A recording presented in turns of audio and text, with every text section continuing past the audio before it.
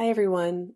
I wanted to share a quick reminder about an opportunity for healing professionals who want to deepen their work with somatic trauma-informed practices.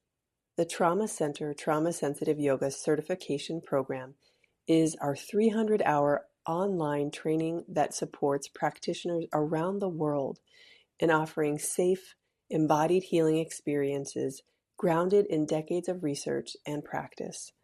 Our next cohort starts in September, and applications are open until August 15th. And if you still need to complete the required 20-hour foundational training, you can join one anytime. Our facilitators offer them online and in person all year long. To learn more, start your journey with us at traumasensitiveyoga.com. I hope you enjoyed today's episode.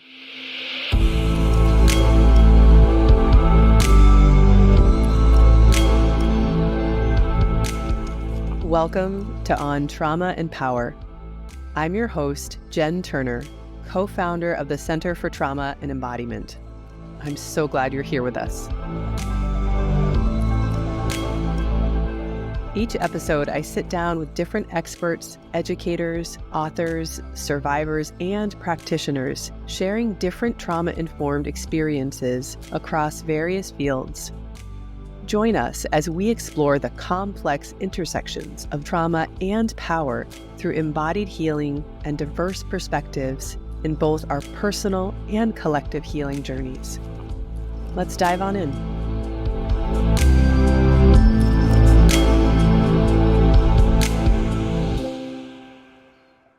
Hey, Jivana. Hi, Jen.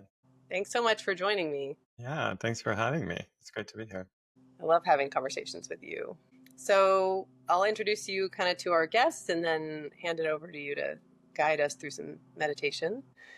So for those of you who don't know, Jivana Heyman is a pioneering yoga teacher, author, and activist, known for founding Accessible Yoga, a movement dedicated to making yoga inclusive for everybody.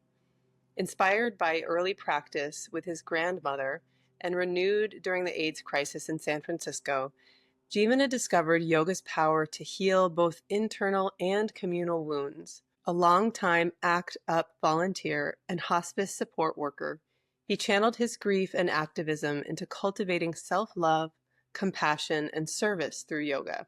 He's the author of Accessible Yoga, Yoga Revolution, and The Teacher's Guide to Accessible Yoga. In 2014, he launched the 38-hour Accessible Yoga training, which he continues to offer through the Accessible Yoga School, an online platform that he co-founded with Amber Carnes that centers equity and accessibility in yoga. You can find Jivana warmly guiding practitioners to step into their own wisdom, support others, and carry yoga's healing beyond the mat. That was so nice. I don't even know that bio. You wrote that or something. That was incredible. It's beautiful, all the work that you've been doing. And even the connection to your grandmother, I was like, oh, I want to explore that a little bit too and just learn about it. But thank you so much for bringing your wisdom. And I guess I'll hand it over to you if you want to guide us a bit. Okay, yeah. So I thought I could lead what I call a yes meditation. So you can make yourself comfortable. Maybe sit back if you're in a chair. You can have your eyes open or closed, of course, because it will be trauma informed. And for this practice, the idea is that while you're sitting and noticing what's going on in your mind, whenever a thought comes, you could say the word yes. And a thought could be a lot of things. A thought could be words that come to you. It could be images. It could be anything. It could be a sound that you hear or light that you see. Whatever movement happens in your mind, you could consider that a thought and simply say the word yes and then let it go and say, wait for the next one. So let's maybe take a breath first, maybe a deep inhale and long exhale. So just maybe even a stretch. Inhale deeply, exhale slowly. And then spend just a minute here observing your mind, saying yes whenever a thought comes.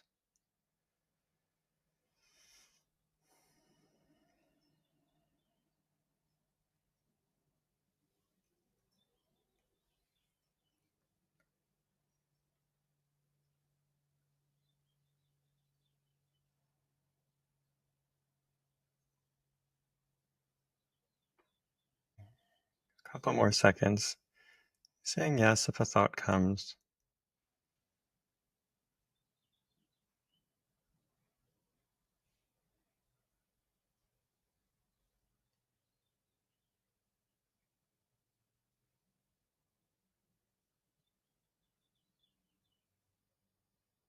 And then to end, you can take another breath. And long exhale. Opening the eyes if they were closed, and maybe reconnecting with your space, your physical space, wherever you are. Maybe look around or back at the screen if you're joining us visually, I don't know, or listening. Thanks for that. Hope that was useful. Thank you so much. That was great. I've never done a yes meditation. That was interesting to. Yeah, what did you think? I really liked it. I think my relationship with meditation is fraught at best.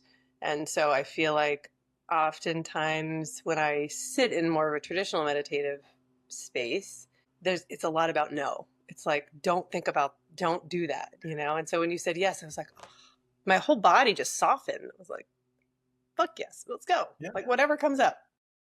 exactly. That's why I created it, honestly, because I had the same feeling about meditation. I was always trying to stop my mind or focus on something else or, change it. And it's funny because there's a teaching in yoga called Pratipakshabhavana. I don't know if you know it from the Yoga Sutras, which is about, sometimes people say it means replacing negative thoughts with opposite positive ones, or it's simply reflecting on negative thinking. And I like this idea of kind of like shifting the way you're perceiving your thoughts, that yoga teaches us. And so I thought that's what made me think of this meditation a few years ago. Was like, oh wait, why don't I just shift my perception here to acknowledge what the mind does so well, which is think, instead of like shaming it, just like say, oh wow, this is the mind, it's thinking. Here it goes again. Yes. So it's helped me a lot. Yeah. That's so great. It relates so much to how I feel like my talk therapy practice has evolved into one that is, used to sort of, I was trained in a way, and I think a lot of us are around this idea that there are good and bad ways to cope, and there are good and bad ways to like manage a situation, as opposed to just like continuing to just like flow and bathe in compassion. It's like there are just ways, actually there are ways that I make choices to try to regulate myself, to try to advocate for myself. They may have consequences in other parts of my life but they are just ways. And there's a softness to that and a release of shame, I think, around that. Because we're complex creatures. We make all kinds of decisions that can feel really good and soothing in the moment and then have different implications in the midterm and long term. Wow, I love that. So you're helping people try to be more compassionate with themselves. Is that what you're saying? To reflect in that way? Exactly. Through this kind of, yeah, like not polarizing the ways that we manage the difficulties of being human. Exactly. That's so interesting. I think polarizing is a really important word. Because I think we see it happening in the world, and I think we do it internally a lot, like you said. So I love that. I love that. Just like kind of accepting both, both and like saying, okay, yeah, I can be upset and kind of recognize it and see that part of me is okay. Like just like that kind of, to me, that's what yoga does so beautifully, is offer kind of this like, I don't know, a more embracing of our wholeness rather than trying to ask us to be something else. Of course, when I say yoga, probably people think asana, and that's not what I mean necessarily. I mean, asana is part of it, but I mean just saying the yoga philosophy mostly, I think is quite beautiful in that way of just kind of seeing the limitations of the mind, but also recognizing that it's just the mind and that there's so much more to us too. Um, Yeah. it's Yeah. not bad. It's not bad. There's so much more to us. I think one of the things that I've sort of, learned about accessible yoga and learned about your work is that initially when I started hearing about it years and years ago, it was like very much focused on the physical in my mind, around how and that in and of itself felt very expansive and welcoming. But as you have talked about, yoga and what that accessible yoga means is not just about the physical. In fact, it's so much more, or it expands well beyond that. I wonder if you could talk a little bit about that. Yeah.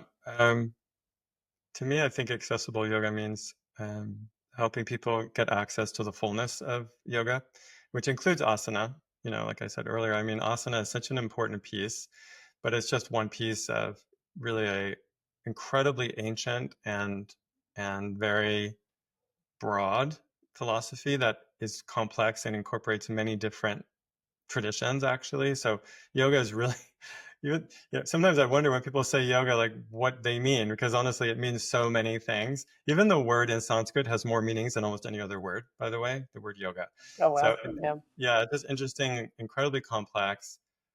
I always like to say, just as an aside, just how grateful I am to even have access to these teachings and to be able to share them. So that's important to me. I'm grateful to the people that have kept these teachings alive for literally thousands of years in South Asia, mostly unknown teachers. And that kind of is heartwarming to me, just to think that here's some concepts and a philosophy and tradition that has just lasted so long. And I always think how amazing it is that we do have access. And yet, what I've noticed, especially when I was teaching, I started teaching in 1995. This is my 30th anniversary, actually. And I noticed there was a shift from what I thought yoga was around that time to something else. Like it became very, I think, exclusive and very much about performance and asana. And that, like I said, asana is amazing, but I think it can be misused sometimes to become more of a intense physical practice that is not for everyone. And so I was really interested in sharing with my students, and I had been an AIDS activist because as a gay man, so many people around me were sick and dying of AIDS in the 80s and 90s. And so I was already involved with the HIV/AIDS community and wanted to serve them. And I had been practicing for myself to just survive a really challenging time in my life when I was dealing with so much grief and anger, and yoga was basically keeping me going. And so I thought, wow, I could just share that with with everyone around me. Um, and the accessible piece was just that, just like sharing the parts that wasn't that performance that some people thought it was. And I think that's like, you know, that is a bold pivot away from what, at least, I mean, what I understand. And even in my experience of starting yoga around like 2003 and feeling like there was still is so much emphasis around the physicality that really has changed a great deal, and in no small part, I think, due to the work that you have done, and so many others too. I guess I'm also curious too. In reading your bio, the connection to your grandmother stood out to me as well, and I wonder if you could share just a little bit about that as well. Yeah, yeah, she was incredible. She was kind of like a hippie, kind of, you would say. She was like an older hippie, but she'd always been a spiritual seeker. Like she had a really interesting life and a lot of struggle, honestly, and just always looked for spiritual lessons and was always trying to find spiritual teachers, and was really drawn to yoga and the really expansive nature of the yoga teachings. She was in LA, so that's kind of where there's like a lot of hippie culture going on in the 60s, and she got really involved with Swami Satchidananda, who became my teacher. And then, I later found out he was abusive, but she studied with him. And also Jay Krishnamurti, who was also here in Southern California, who was an incredible teacher. And so she got to study with them, and she had a daily practice. And I was literally, my earliest memories, it's hard to believe, but my earliest memories are of her practicing, because it was around 4 years old that my sister was born, and my grandmother came and moved in with us and took care of me, actually, because so my mom could like deal with the new baby. And that's why it occurred to me later, oh, that's why she was so involved with me. Like my grandmother was basically like parenting me at that point. My father was traveling all the time, hardly around, and it was really my grandmother that became, I think, like central in my world as a 4-year-old, and then for many years after that. And yoga was so important to her, and she would get up every morning and do her practice, and she included me. So I don't know. I have older kids now, and I tried to teach them yoga when they were little, and I don't know how successful I was, but it can have an impact for sure. And then it really came back to me later. I didn't practice for ongoing until like my early 20s, and then I went back and I was like, oh yeah, I remember this, this is a really amazing thing. And I can engage with these practices to care for myself so that I can be of more use to my community. And that's what I love about yoga, the service aspect, this idea of like cultivating energy and power within ourselves so that we can be of service to those that we love and just to the world. And I love that. I think that piece has also been lost a lot in contemporary practice. It's like, what are you doing with the energy you find? How do you teach around that, or what are teachings you offer around that? Because I think that's really beautiful, and I think a lot of times people struggle with certain things that are self care in terms of it's being selfish or it's being self indulgent, and doing healing ourselves or caring for ourselves in service of others is such a beautiful reframe. Are there other ways you speak to that? Yeah, I mean, I think there are many ways. One way, like you said, is self-care, to reflect on what that really means, self-care. And actually, it was mostly Black activists during the civil rights movement that created the concept of self-care, mostly Black women activists who use yoga as part of their self-care so they can be more involved in that service that they were doing to the world, like Angela Davis, people like that.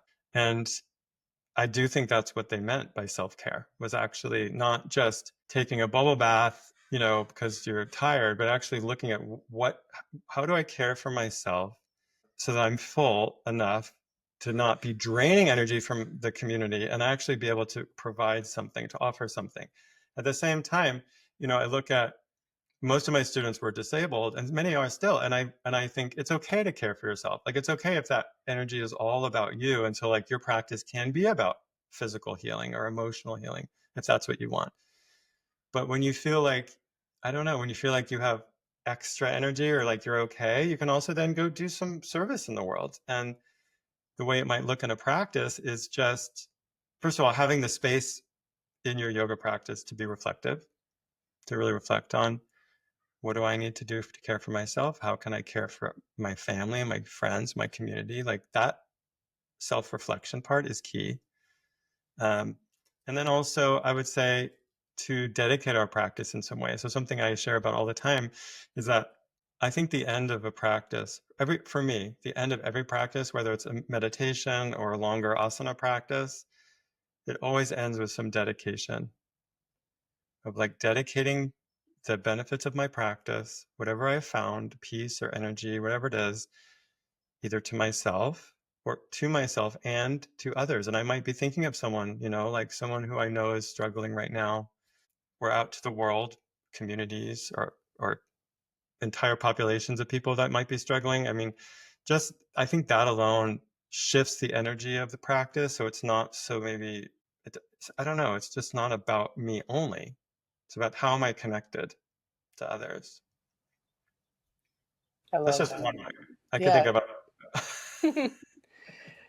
about. As you were talking just then, I was also wondering about how do you, one thing I think a lot about is how when we turn toward ourselves, we are often turning toward pain as well, right? We're in grief, and sometimes we don't feel peaceful after yoga, or we don't feel relief. And I don't know. I guess I haven't really talked with you about this, or I'd love to hear your take on kind of that and how you hold that space or normalize that experience that I think can be so powerful in terms of transformation, but not always that like blissed out, delightful feeling of yoga that people might be seeking.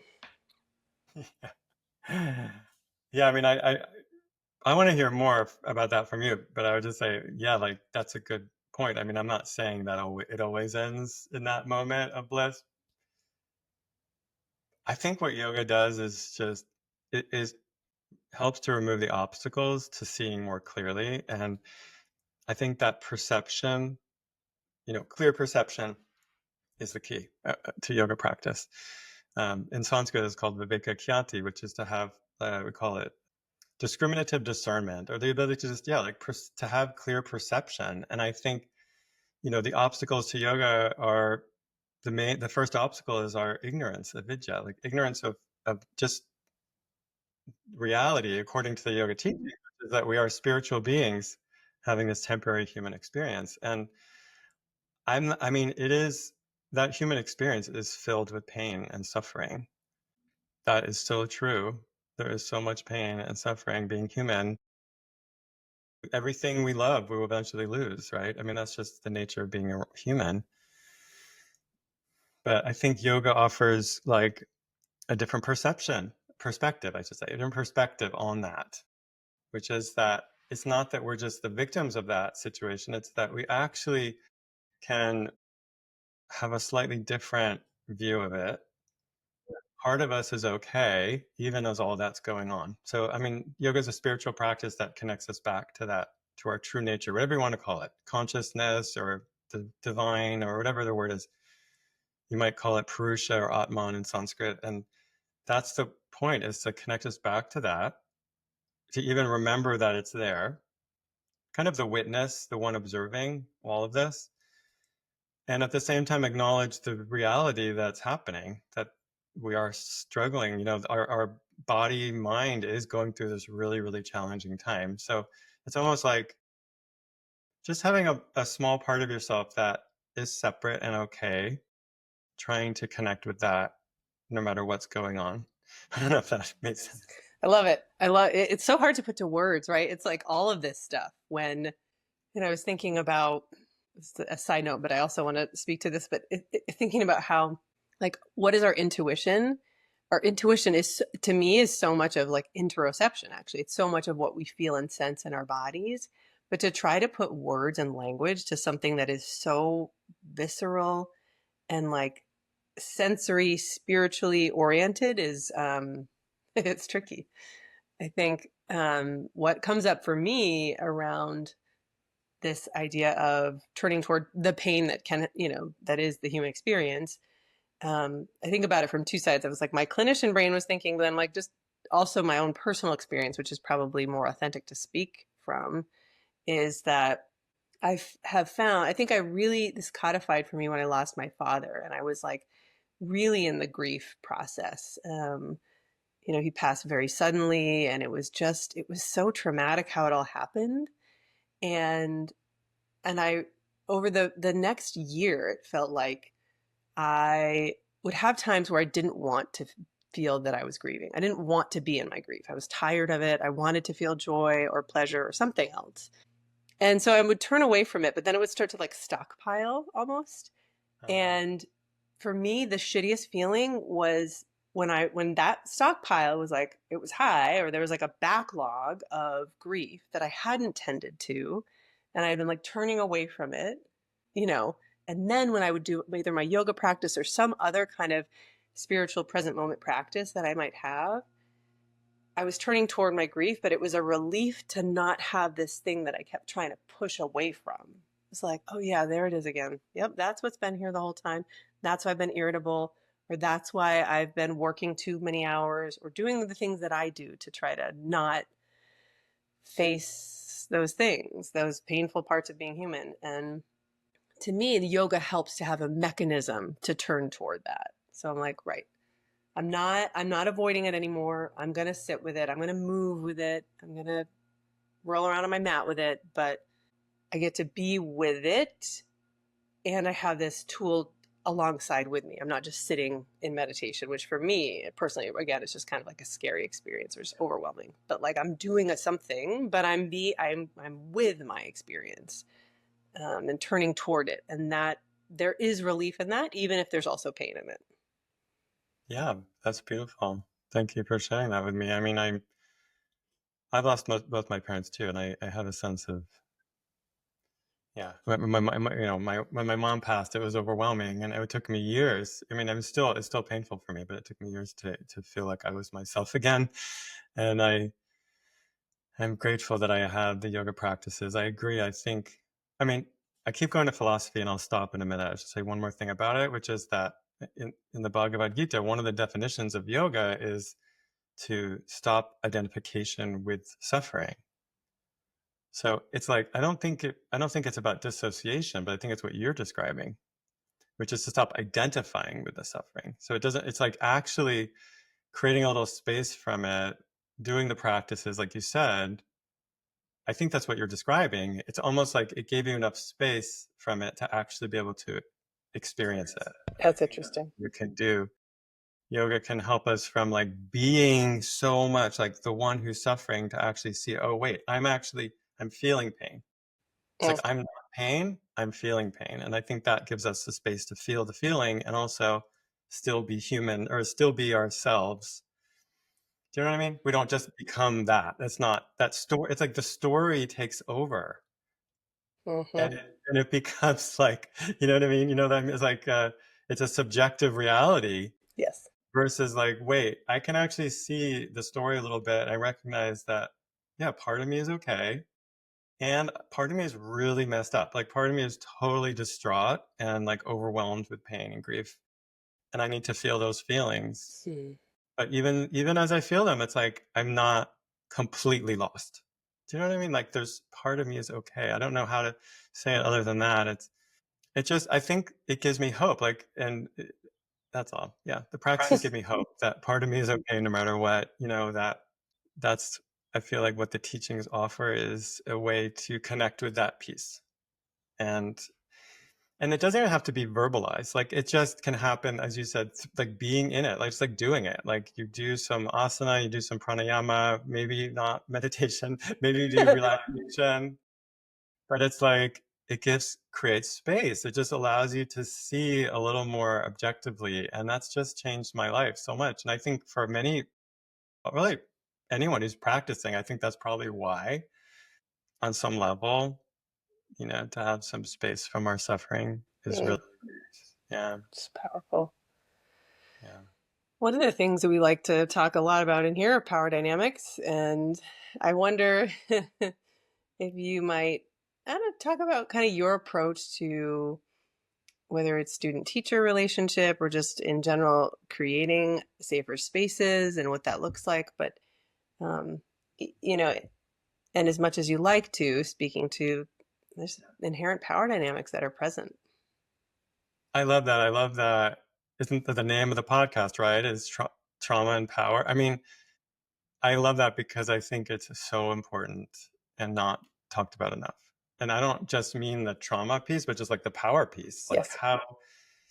how yoga and spiritual practice in general connects us or gives us access to tremendous power within ourselves. That's kind of, you know, it's like if we find that place, it's like a place where we're okay no matter what. Like what's more powerful than that? Than like absolute like freedom from whatever's going on in the world. You know what I mean? Like be able to actually feel like I'm okay or whatever it is that you can do to connect with that place inside is incredibly powerful. But I think that's why it's so abused. You know what I mean? Like I think that's why there's so many problems in yoga and the spiritual communities in general. I mean, religions and yoga, there's like so much abuse that happens. And I was just leading a training this weekend and I asked them that question. You know, why is there so much abuse in yoga? Like, I want to know why. Why don't we, and what is the common factor here that we're missing? Like, what is going on that's allowing this to happen?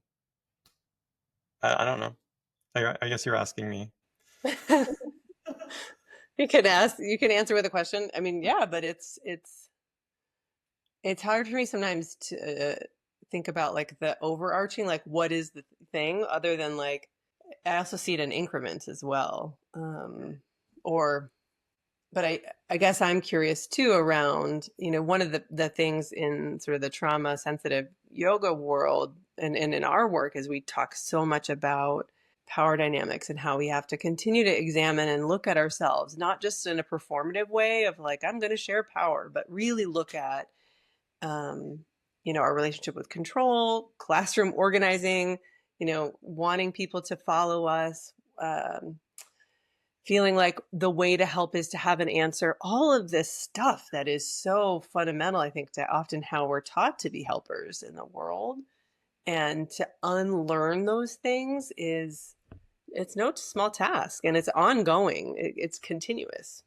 Yeah, thanks for bringing it back to reality. I mean, I definitely have a lot of thoughts about that, like how to teach in a way that's respectful of that dynamic and cognizant of the power dynamics that occur in yoga. But I guess I just want to reflect on like the reason why it's so important is that so much power is is accessible through these practices. Like that's why there's so much abuse. And like, again, like through religions too, you see the same thing. I think spirituality is the biggest source of power that we have at our disposal individually.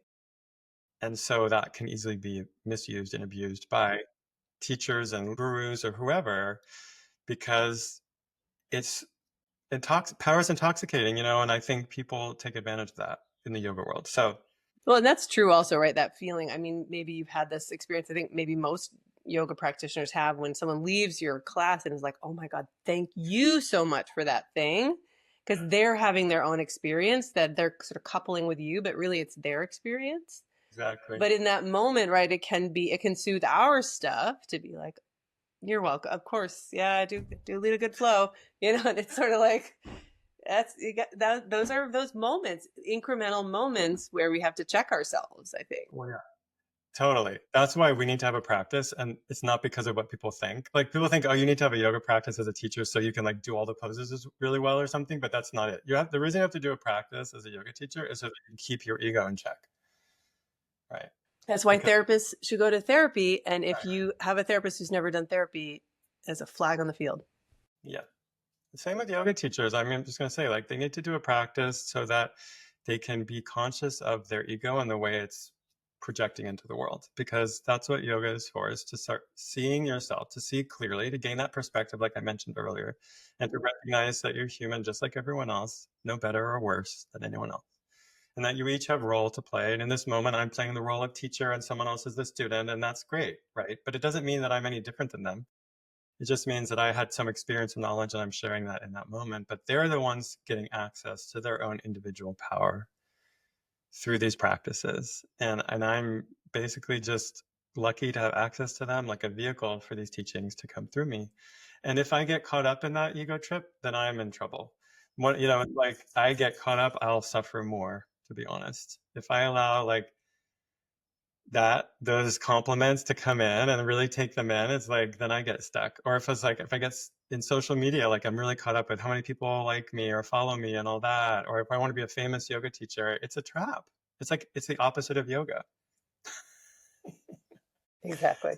So there's things you can do in the class. Like I basically my last book, The Teacher's Guide to Accessible Yoga, is exactly that. Like that's the theme I say in the book, is how to recognize the power you hold as a teacher and how to share that with students in a way that is respectful to them and to you, that creates some safety. One example that I give, I like acronyms. So I use the ABCs of accessible yoga.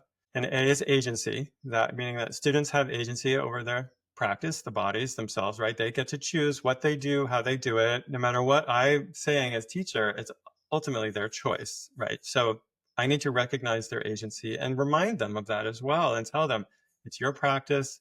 Do whatever you like. Don't do it. You have ultimate freedom here. But B is boundaries. So that in a way, there's not ultimate freedom, because this is a yoga class and there's other people in this space. So you have other students that I'm responsible for, and me as the teacher, I need to keep myself safe. So yes, you have freedom, but only in so much as that what you're doing is safe within this container of being a yoga class. And then C is collaboration. And the way that we resolve any tension between your agency and my boundaries is through coming together in a collaborative teacher-student relationship, or potentially peer student-student relationship if there's conflict there, which probably tends to be the case more so than actually teacher-student conflict. I mean, like, you took my space, I like to sit over there, that's where I put my mat, or I want the room warmer, I want it colder, I want the window open, I want it closed, that stuff. But like collaboration, that we come together in relationship, like that's how these things are resolved. And to recognize that that's my role as teacher, to hold that space so that I can help students resolve that, either through me, with me, or with each other. And that's what part of the yoga is. And teaching yoga is like giving them freedom, but also within a container. Absolutely. I love that. And that's so, I love your ABCs. We love an acronym over here too. Big time. Big time. Yeah, that's beautiful. And I think I was just in a conversation last week or the other day actually about this piece around showing up as a helper, caregiver, whatever we want to think about ourselves, teacher, that we get to have boundaries too, which of course, yes, but sometimes it can get squishy because I think we're trying to serve others. It's like we also have to care for ourselves in this work. Maybe that brings us back to the beginning where we started, but like having boundaries around how we show up, what we do, what we're willing to not do, and being clear about that, I think, is so important. Right. I mean, that's the thing about, I'm curious what you think about this actually around trauma-informed yoga. I sometimes worry that, you're taking yoga teachers who may only have 200 hours of training in teaching yoga, and then kind of, I mean, we're giving them more education, obviously. So we have the time to spend and like give them information. But sometimes I worry that we give them too much of a sense of that they're like therapists. I mean, I'm a yoga therapist, so I kind of get this piece too. It's like there's a lot more training that goes into being a yoga therapist from a yoga teacher. But sometimes I think if we train people a little bit around trauma, then they go into a space and think they can handle that. You know what I mean? Like they think they can deal with people's trauma. And my thing is always like, we just want to avoid triggering people and not deal with their trauma as much as possible, because that's not within our scope of practice. Like we just try to create a sense of community and safety to the best of our ability, and then kind of just, I would say, like refer out pretty much immediately if something does come up.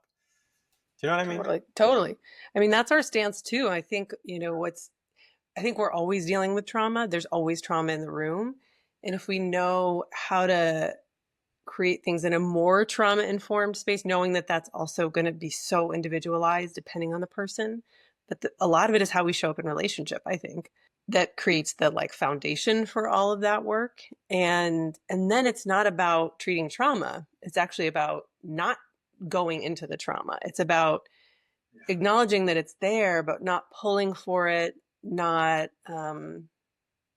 seeking it. It's not exposure, and I think what I find is that folks who do the foundational training with us, that's like a 20-hour training, usually after that, they're like, oh shit, I need a lot more training, which is exactly what we want. We don't want people to leave that feeling emboldened to do something they're not prepared or it's not safe for them to do.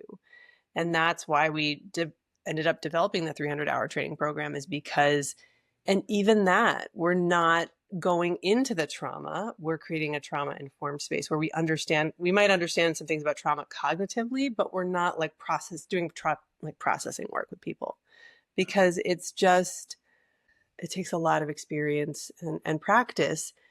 And what I will say is that as a trained therapist, there's the training that I believe that we offered, the 300-hour, is much more detailed around trauma care than any training I got in my master's training or in my therapy training.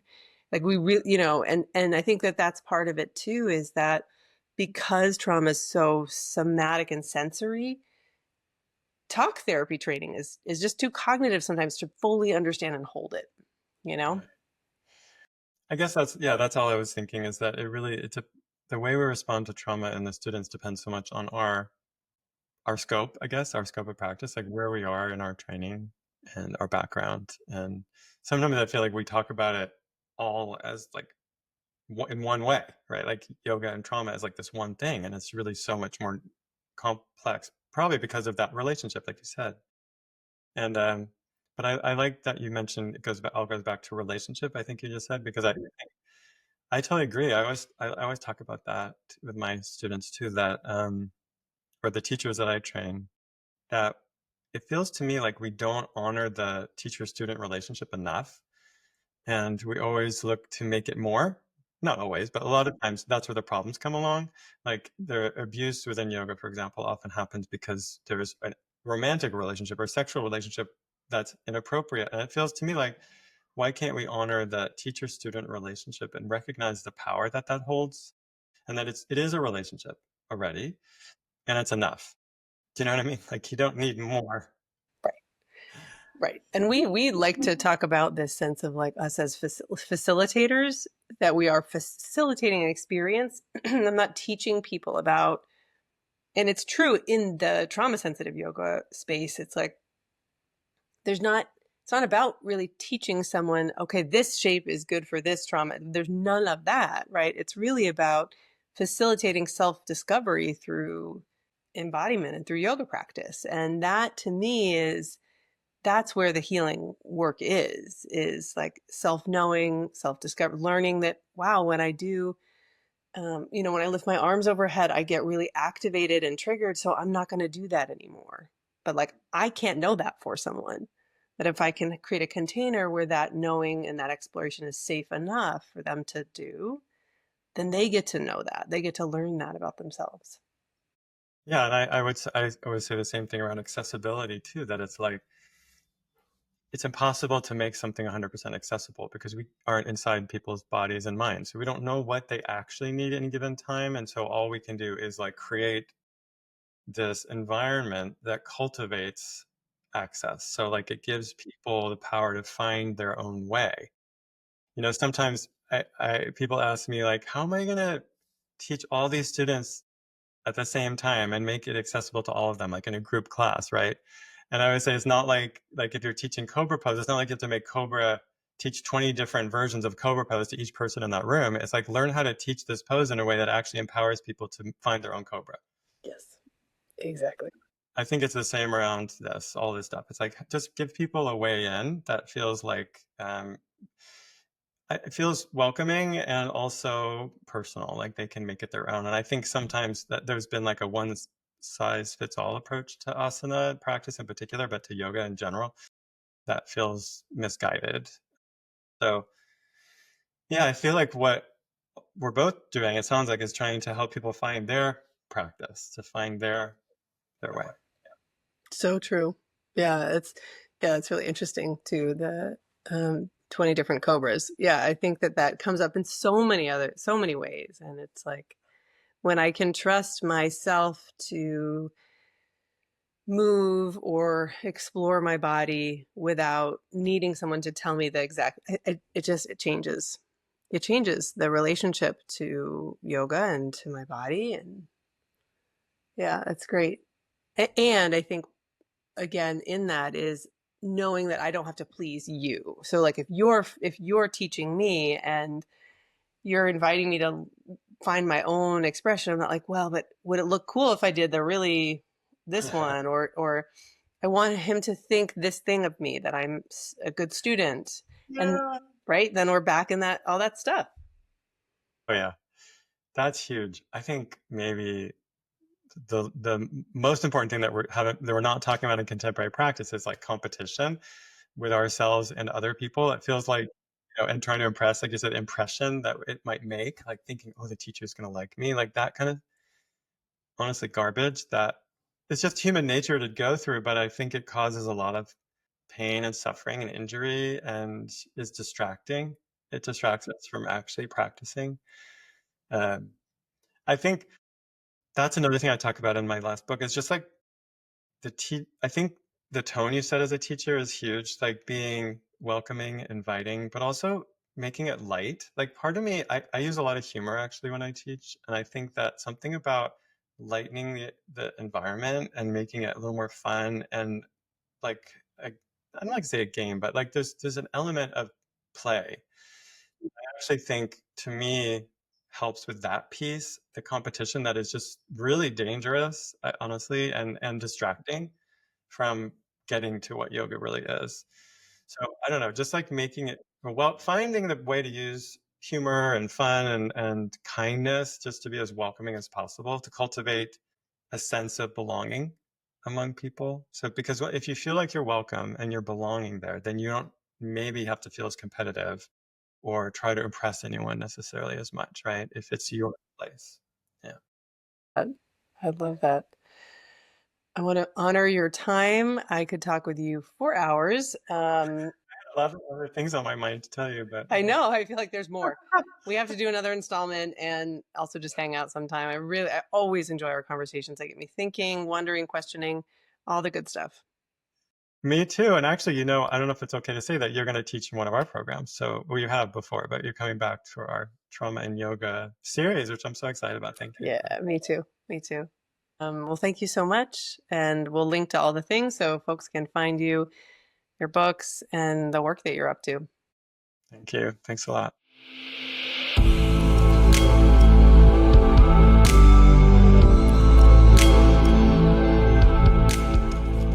Thank you so much for being with us today. To find out more about today's guest, head to healwithcfte.org/podcast. Follow us on Instagram @OnTraumaAndPower to stay up to date on future episodes. And be sure to like and subscribe to On Trauma and Power wherever you listen to your podcasts. We'll see you next time. Take care.